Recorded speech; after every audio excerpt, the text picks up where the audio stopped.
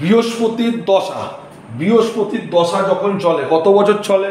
19 বছর চলে। তাহলে বৃহস্পতির দশায় আপনাদের কি হয়? তাহলে এইখানে 12টা ঘর আছে, 12টা লগ্ন।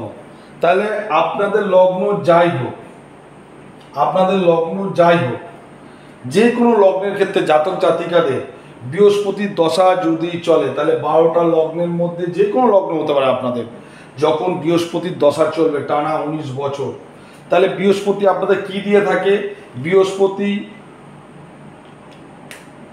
অধিপত্য বিস্তার করতে দেয়, অর্থ দেয়, পুত্র দেয়, বিলাস উপকরণ জিনিস ভোগ করতে দেয়, অতিশয় সচ্ছলতা আপনাদের জীবনে চলবে, বিদ্যা, ধনসম্পদ, সুখ, খ্যাতি লাভ এবং লক্ষ্মী লাভ হয়ে থাকে।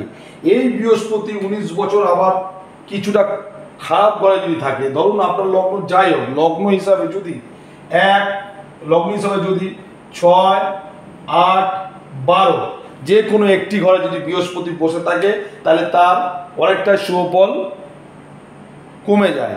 এছাড়া বৃহস্পতি যদি নিচু স্থানে যদি থাকে, নিচস্থ হয়ে যায়, বৃহস্পতি যদি এই ঘরটায় থাকে, তাহলে তার শুভফল অনেকটা কমে যায়। তাহলে দেখুন আপনার জন্মচক্রের 12টা ঘরের মধ্যে লগ্ন কোনটা, বৃহস্পতি লগ্ন অনুসারে 6, 8, 12তে আছে কিনা এবং নিচস্থ আছে কিনা। যদি নিচস্থ থাকে 6, 8, 12 দুস্থানগত যদি হয়ে যায়, তাহলে আপনি ফল পাবেন, কিন্তু অতটা বেশি ফল পাবেন না। তাহলে বৃহস্পতির দশা টানা 19 বছর আপনার জীবনে কি দেবে? দেখুন, ভিডিওটি ভালো লাগলে একটা লাইক এবং শেয়ার করবেন।